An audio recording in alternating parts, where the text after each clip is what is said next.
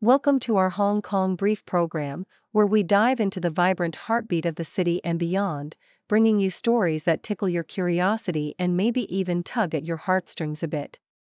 Let's embark on today's whirlwind tour of news, shall we? First up, Hong Kong International Airport is buzzing louder than a beehive, hitting its busiest week since the pre-pandemic days of January 2020. Thanks to the HSBC World Rugby Sevens Series and a shiny new global investment summit, visitors are flocking in. But it's not all roses and rugby. The city's still feeling the pandemic's pinch, with the Hang Seng Index taking a nosedive and a noticeable dip in the IPO pool. And with a strict national security law stirring the pot, it's a complex time for the city, though some folks are finding a silver lining by nesting closer to mainland China. Swinging over to Europe, caught in the tug-of-war between the US and China's economic arm wrestling, it's finding itself in a bit of a pickle. With its industries, like the Dutch semiconductor giant ASML, stuck in the crossfire, Europe scratching its head on how to dance to its own tune amidst this global power play. And speaking of tunes, let's change ours to something a bit more delicious.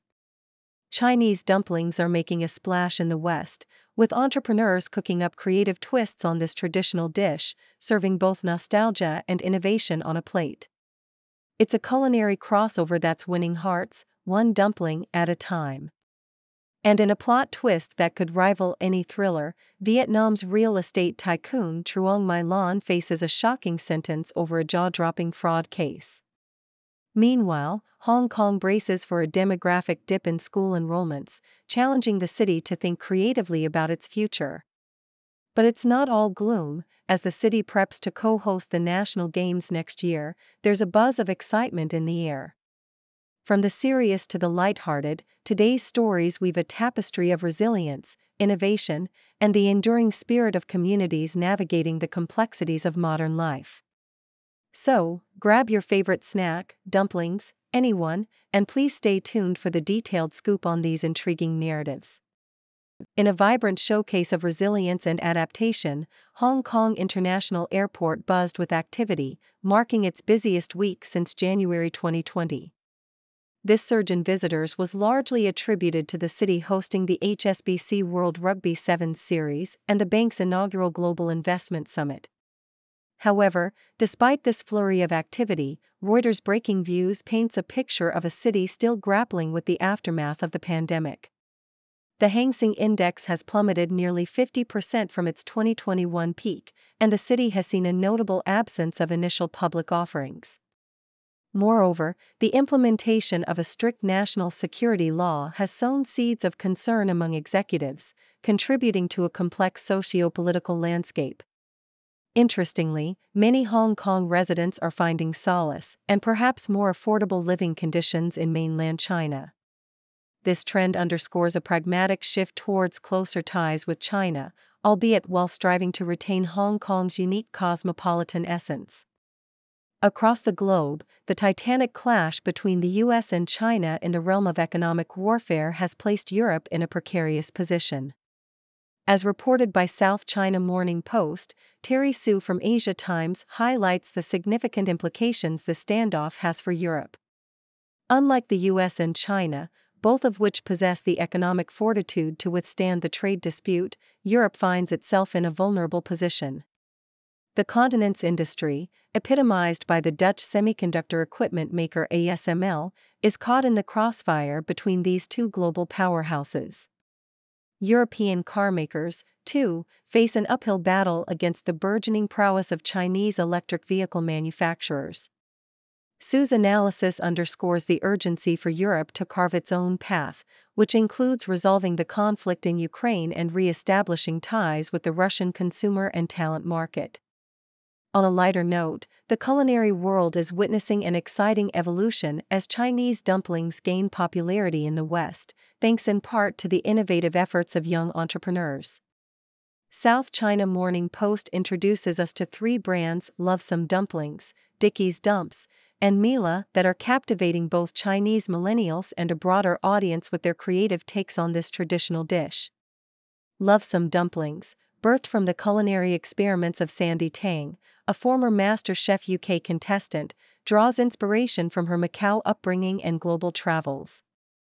Dickie's Dumps, nestled in Vancouver and spearheaded by Pearl Lamb and her husband Dixon Lee, offers a delightful mix of traditional and vegetarian dumpling options. Meanwhile, Mila in Seattle, founded by Jen Liao and Caleb Wong, has made waves with its frozen soup dumplings, noodles, and sauces, even attracting support from actor Simu Liu as an angel investor. These brands are not just selling dumplings, they're weaving personal stories and cultural heritage into each bite, making Asian cuisine more accessible and appealing to a wider audience. By experimenting with new fillings while maintaining the essence of traditional flavors, they're meeting the growing demand for convenient, ready-to-eat meals.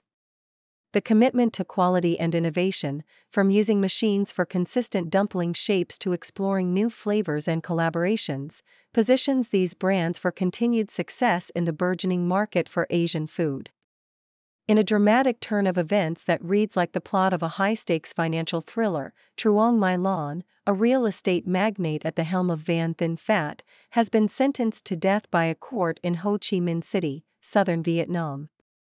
The Sydney Morning Herald reports that Lan was found guilty of orchestrating a fraud case so monumental, it amounted to $19.1 billion, nearly 3% of Vietnam's GDP in 2022.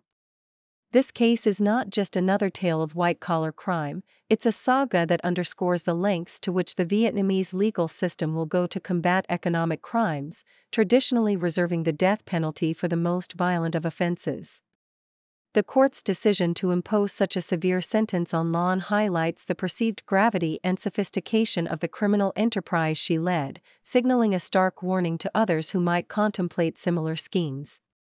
Meanwhile, in a development that could have significant implications for the future of education and demographic trends, the South China Morning Post reports that Hong Kong is bracing for a sharp decline in the number of primary school enrollments.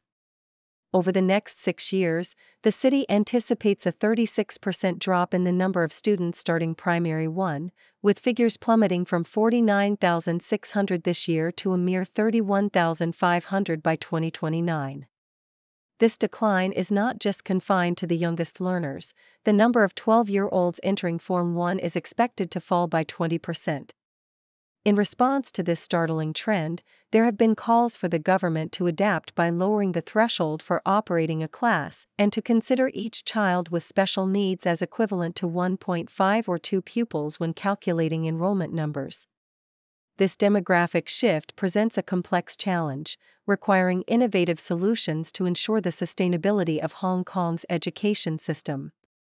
On a more positive note, Hong Kong is gearing up for a significant moment in the spotlight as it prepares to co-host the National Games in China next year, a prestigious event that stands as the country's highest level and largest multi-sports competition. According to the South China Morning Post, the city will host 8 events, including fencing and track cycling, utilizing both existing venues and the soon-to-be-completed Kai Tak Sports Park. Scheduled to take place from November 9 to 21, 2022, the government has committed to organizing the Games in a simple, safe, and wonderful manner.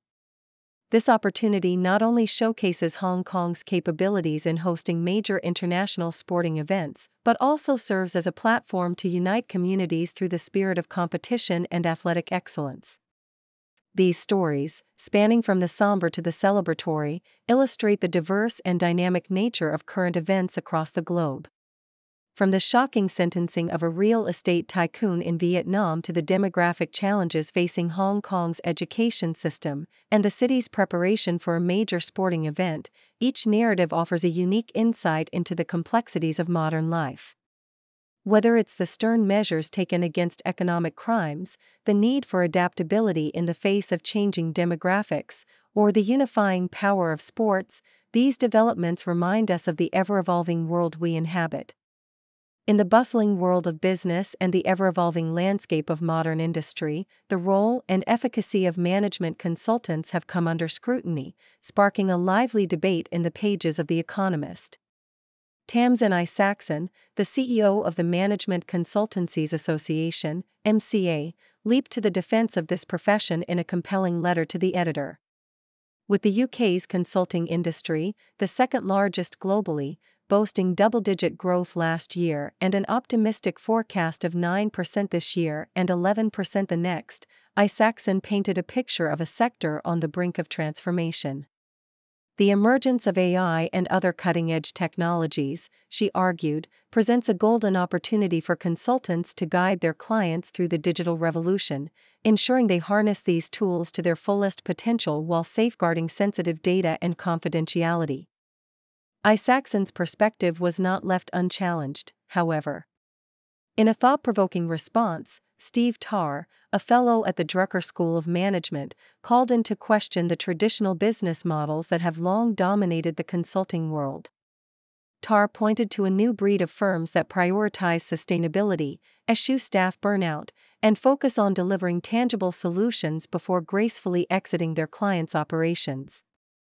This fresh approach, he suggested, could offer a more palatable alternative to the likes of Bill Fold, the chief growth hacker, urging a shift away from relentless billing towards genuinely beneficial client relationships. Meanwhile, in a tragic turn of events that has gripped London, The Independent reported the heart-wrenching story of Kamanan Thyamphonit, a 27-year-old woman of dual Chinese, Hong Kong and Thai nationality, found brutally murdered in her £3 million central London townhouse.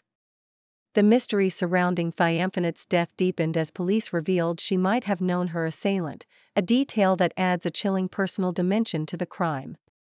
Despite the high-profile nature of the case and the tireless efforts of her concerned friends, who alerted the authorities after losing contact with her, Thyamphonit was initially classified as a medium-risk missing person, a decision that has since come under scrutiny as no arrests have been made. On a different note, the South China Morning Post brought attention to the struggles and aspirations of Hong Kong's cricketers as they vie for recognition and support on the international stage. The city's head coach, Simon Willis, stressed the importance of a strong showing at the ACC Premier Cup in Oman, viewing it as a crucial step towards garnering the investment and interest cricket desperately needs in the region. With teams from Qatar, Saudi Arabia, Nepal, and Malaysia standing between Hong Kong and the semi-finals, the stakes are high. Success in this 10-team T20 competition, which showcases the top 8 associate nations in Asia, could not only secure a coveted spot in the 2025 Asia Cup but also serve as a testament to the potential of Hong Kong cricket, proving that a winning team can indeed raise eyebrows and attract the support it needs to flourish. From the boardrooms of the consulting world, through the tragic alleys of London's high society, to the cricket pitches of Oman, these stories reveal the diverse tapestry of human endeavor and the myriad challenges and opportunities that lie ahead. Whether it's the quest for innovation and excellence in consultancy, the pursuit of justice in the face of unspeakable tragedy, or the struggle for recognition on the sports field, each narrative offers a unique insight into the complexities of the modern world. In the bustling heart of Hong Kong, tragedy struck as a fire raged through a 60-year-old building, claiming the lives of 5 individuals and leaving 43 others injured. This devastating incident, reported by the South China Morning Post, stands as one of the deadliest blazes the city has witnessed in recent years.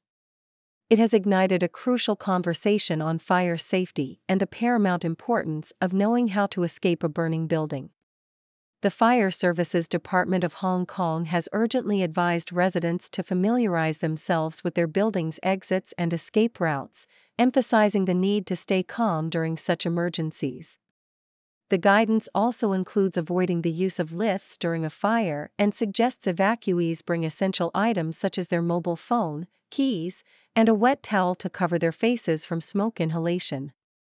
Meanwhile, in the UK, a different kind of fire was being extinguished by the National Crime Agency, NCA. As reported by The Independent, the agency successfully seized millions of pounds worth of assets from Amanda Nuttall, the wife of an international money launderer, after an 8-year investigation. The confiscated properties, including the luxurious White Horse Hotel in Hampshire, were part of the lavish lifestyle enjoyed by Nuttall and her husband, Jonathan, who had amassed their wealth through illegal means. The couple's extravagant expenditures included trips to Dubai and Cannes, as well as shopping sprees at Harrods. The NCA's investigation revealed that hundreds of millions of pounds had been laundered through accounts in Hong Kong, Russia, Switzerland, and the UK, some of which were believed to be embezzled from the Russian government. Despite the couple avoiding prosecution, the NCA's actions highlight the agency's commitment to clamping down on international money laundering activities. On a lighter note, Lianjia, China's largest real estate brokerage, is brewing up an innovative strategy to attract homebuyers amid a property slump. The South China Morning Post reports that Lianjia has partnered with coffee chain operator Manner to open a cafe within one of its Shanghai outlets. This creative crossover marketing campaign aims to draw potential buyers by offering them a cozy environment where they can enjoy a cup of coffee, tea, or food while contemplating property transactions. Lianjia plans to revamp more outlets across the city in the coming months, hoping to spur interest in lived-in homes.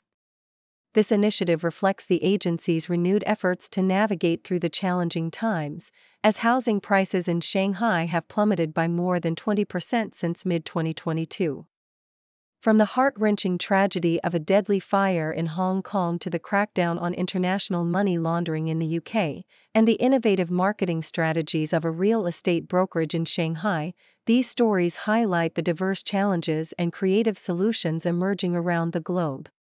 Whether it's enhancing fire safety awareness, combating financial crimes, or reimagining real estate marketing, each narrative underscores the importance of resilience, innovation, and the relentless pursuit of safety and prosperity in our communities.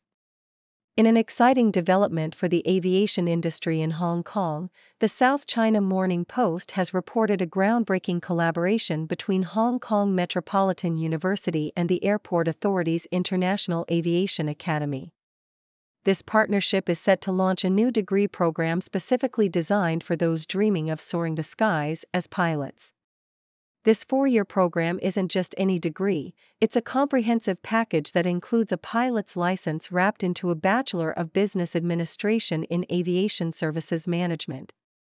With a tuition fee of 1 million Hong Kong dollars, $127,700, the program is a significant investment in the future of aviation. What makes it particularly appealing is the opportunity for students to dive into cadet pilot training during their third-year summer semester. The Academy has set an ambitious goal to train 100 local cadets annually, signaling a robust commitment to nurturing homegrown talent in the aviation sector. Meanwhile, in the realm of entertainment and royal affairs, The Independent brings news of Prince Andrew's reaction to his portrayal in the Netflix film Scoop. This film delves into the tumultuous aftermath of Prince Andrew's friendship with Jeffrey Epstein, spotlighting the infamous BBC interview that sent shockwaves around the world. Portrayed by actor Rufus Sewell, Prince Andrew is depicted grappling with the fallout of his association with Epstein and Virginia Giuffre. Despite the controversy, friends of the prince have lauded the film for its balanced approach and for highlighting some of the positive contributions Andrew made during his tenure as a working royal. It's intriguing to note that Prince Andrew, who vehemently denies all allegations of sexual assault made by Giuffre, is reportedly delighted with how the film represents him. This response suggests a complex interplay between public perception and personal identity, especially for figures under the relentless scrutiny of the public eye. On a lighter note, The Telegraph offers a fascinating glimpse into the fashion legacy of Princess Diana, focusing on an upcoming auction by Julian's Auctions in LA. This event is poised to be the largest sale of Diana's wardrobe since a 1997 auction at Christie's. Among the treasures to be auctioned are iconic pieces like a black off-shoulder Victor Edelstein dress from 1987 and a star-spangled dress by Murray Arbiad from 1986. The auction also features creations by Catherine Walker, Diana's most trusted couturier, including a skirt suit and a floral dress. These pieces not only embody the fashion sensibilities of the 1980s, but also reflect Diana's unique ability to use her wardrobe as a statement, transforming the role of the Princess of Wales into a cultural icon. According to Rosie Hart, author of The Royal Wardrobe, Diana's fashion choices during the 1980s were a mix of hits and misses, much like those of anyone else during that era. However, it was her boldness in making those choices that cemented her status as a fashion and cultural icon. These stories, ranging from the launch of a new aviation degree program in Hong Kong to the nuanced portrayal of Prince Andrew in a Netflix film, and the enduring legacy of Princess Diana's fashion, highlight the diverse ways in which individuals and institutions make their mark on the world. Whether it's through pioneering educational initiatives, navigating the complexities of public life, or leaving a lasting impact on fashion and culture, these narratives underscore the multifaceted nature of legacy and influence in contemporary society. Thank you for tuning in. The content above showcases the latest briefing reports and analytical synopses, thoughtfully curated by the 6Do team. These insights stem from a wide array of reputable media outlets, think tanks, government sources, and specialized experts worldwide. We encourage you to explore these sources for a comprehensive perspective. Keep in mind that while the content may not always align with the official standpoint of 6Do Brief, it's not meant to be taken as absolute directives for decision-making. Comprising seasoned media professionals, learned scholars, and accomplished scientists, the 6Do team embodies a trailblazing, fully independent media entity. To customize 6Do Brief to meet your professional needs, you have the option to subscribe to a diverse array of briefings on our website, 6dobrief.com. Regardless of your location, you can conveniently receive 6Do Brief via email.